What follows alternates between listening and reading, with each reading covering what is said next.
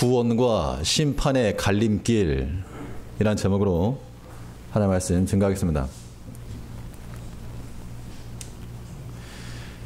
이 구원이라고 하는 것이 우리 앞에 있고 또 심판이라고 하는 것도 우리 앞에 있는데 어떤 길로 나갈 것인가 라고 하는 겁니다. 우리 인생의 길이라고 하는 것이 선택의 연속이다 라고도 말할 수 있겠는데 항상 갈림길 앞에 우리가 놓여 있습니다. 어디로 가야 되겠는가? 어디로? 오른쪽인가 왼쪽인가? 이런 갈림길을 만났을 때 신속하게 움직이는 사람이 있고 또 그렇지 못한 사람이 있는데요. 그 차이가 무엇이겠습니까? 갈래길을 만났을 때 어떤 사람은 여전히 고민을 해가지고 어디로 갈 것이냐, 어디로 갈까 고민한다는 겁니다. 그런데 고민이 아니고 마음에 확정을 지은 사람은 저걸 가야 되겠다. 마음에 확정을 지은 사람은 고민 없이 그냥 바로 가는 겁니다. 우리가 하나님 앞에서 믿음을 가지고 산다는 것이 하나님께서 우리를 구원의 길로 생명의 길로 인도해 드리기를 원하시는데 우리가 머뭇머뭇거리면 계속 그 자리고 결심하고 마음의 확정을 하고 우리가 구원의 길로 힘써 달려나가야 되겠습니다. 그러면 이 구원과 심판의 길에서 우리가 머뭇거리지 않고 바른 선택을 할 수 있는 그 길은 무엇인가? 오늘 본 말씀을 통해서 살펴보겠습니다. 오늘 본문에서는 해결해야 될 한 세 가지 주제가 있는데 하나는 14절에 나오고 있는 구름 위에 앉아있는 이자가 누구인가? 예수님을 가리키느냐 천사를 가리키느냐 라고 하는 질문이 하나 있고 또 낫을 가지고 거둬들였는데 이건 추수를 가리키거든요. 이 추수라고 하는 것이 심판을 가리키느냐 구원을 가리키느냐 라고 하는 질문 또 하나 있고 또 하나는 낫을 휘둘러서 곡식을 거두고 또 낫을 휘둘러서 포도를 거두는데 이 곡식을 거두는 것과 포도를 거두는 것이 같은 거냐 다른 거냐 라고 하는 것에 대한 질문이 있습니다. 차례대로 한번 살펴보겠는데 먼저 이 14절을 보시면 계시록 14장 14절입니다. 또 내가 보니 흰 구름이 있고 구름 위에 사람의 아들 같은 이가 앉았는데 그 머리에는 금 면류관이 있고 그 손에는 이한 낫을 가졌더라. 여기서 이한 낫이라고 하는 것은 예리한 낫 그 이야기입니다. 이 계시록 14장 14절 이 계시록을 봤던 이 계시록 보고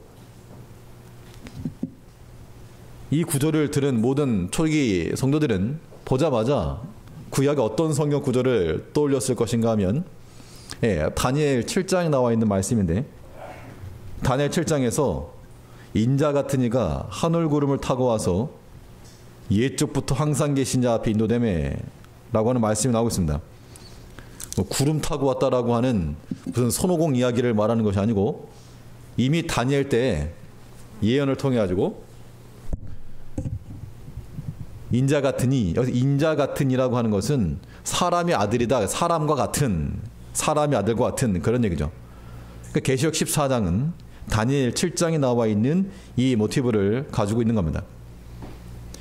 이 인자에 대해서 예수님께서는 어떻게 말씀하셨는가 하면 인자가 누구냐?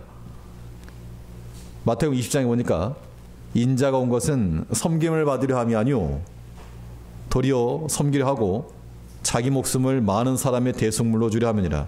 예수님께서 말씀하신 거죠. 예수님께서 말씀하실 때 인자 누구를 가리키는가 하면 예수님 자신을 가리킨 겁니다. 또 요한복음에도 보면 하늘에서 내려온 인자 외에는 하늘로 올라간 자가 없다.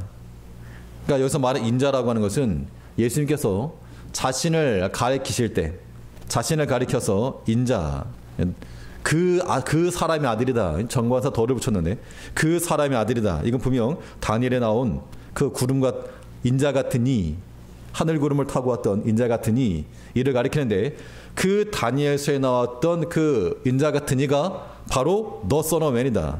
바로 그 사람 예수님을 가리키고 있다는 겁니다. 근데 이렇게 보면 여기서 말하는 계시록 14장 14절에 나오는 이 인자 같은 이가 예수님을 가리킨다라고도 보겠는데, 또 어떤 주장이 있는가 하면 예수님을 말하는 게 아니고 천사다, 이렇게 주장하는 사람이 있습니다. 그 근거가 그 사람들의 주장은 무엇인가 하면, 일단 15절을 보시면 14절 다음에 15절이 나오는데, 15절에 보니까 또 다른 천사가 나와. 그러니까 또 다른 천사라고 한 거 보니까 앞에 나온 이 14절에 나온 이 존재는 어떤 예수님을 가리키는 게 아니고 어떤 천사다라고 본다는 겁니다. 또 15절 계속해서 보시면 다른 천사가 성전으로부터 나와 구름 위에 앉은 이를 향하여 큰 음성으로 외쳐 가로되 내 낫을 휘둘러 거두라. 거둘 때가 이르러 땅의 곡식에 다 익었음이로다 하니. 아니, 천사가 이 구름이 앉아있는 이가 예수님이라고 그러면 어찌 감히 천사가 예수님께 이래라 저래라 말하겠느냐. 그러니까 이거는 예수님을 가리키는 것이 아니고 그냥 천사다, 이렇게 말한다는 겁니다.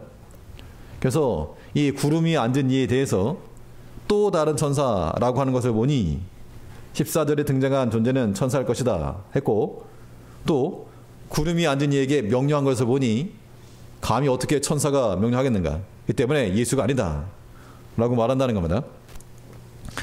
이에 대해서 우리는 어떻게 설명할 수 있는가 하면, 먼저 앞에 이미 나왔죠. 이 계시록에서 이 14장 6절부터 보면 또 다른 천사가 영원한 복음을 들고 나왔습니다. 그리고 8절에 보면 또 다른 천사 곧 둘째, 9절에서는 또 다른 천사 곧 셋째. 그러므로 15절에서 또 다른 천사가 나왔다고 해서 14절에 있는 이 인자를 천사로 볼 이유는 없고, 이미 앞에서 다른 천사가 나왔기 때문에 또 다른 천사라고도 말했을 가능성이 있고, 더 중요한 것은 천사가 나와서 말았다고 해서 그것이 천사의 자의적인 뜻을 전한 것인가? 아니라는 겁니다. 예수님께서 탄생하실 때 천사들이 나와가지고 예수님의 태어나신 것을 알려줬죠. 그러면 천사들이 말했다 그래가지고 천사의 어떤 능력을 나타낸 것이 아니고 하나님께서 이루시고자 하시는 그 일들을 천사를 통해서 행하셨다는 겁니다. 그런 측면에서 보자면 천사의 명령이라고 하는 것은 자기 자신의 뜻이 아니라 하나님의 뜻을 대언했다는 겁니다. 아니, 그러면 그래도 그렇지 어떻게 예수님이라 그러면 예수님께 그렇게 휘둘러라 이렇게 말하는가? 그래서 어떤 사람은요, 이거 반말이니까 이거 기분 나쁘다, 그래서 반말 좀 존댓말로 좀 바꿔서 설명하는 사람도 있는데, 왜 그러면 천사로부터 이런 말을 들어야 되는가? 일단 이 천사가 등장하는 장면을 보면 그 출처가 어딘지 한번 보셔야 됩니다. 출처가. 그래서 천사가 두 종류에서 나타나게 되는데, 하나는 성전에서부터, 또 하나는 제단에서부터 나타났습니다. 먼저 이 15절을 보니까 또 다른 천사가 성전으로부터 나와 낫을 휘둘러라 그렇게 말을 하였고, 또 18절에도 보면 또 불을 다스리는 다른 천사가 제단으로부터 나와 또 휘둘러라, 그래서 포도를 거두어라, 그 얘기입니다. 곡식을 거두고 포도를 거두어라 라고 하는 이 명을 천사로부터 들었는데, 근데 이 천사가 자기 자의적인 그런 명령이 아니라 하나님의 뜻을 따른 대언이었다는 겁니다. 그 증거가 바로 성전으로부터 나왔고, 하나님의 성전이죠. 하나님의 성전에서 나왔으니까 당연히 하나님의 뜻을 가지고 온 겁니다.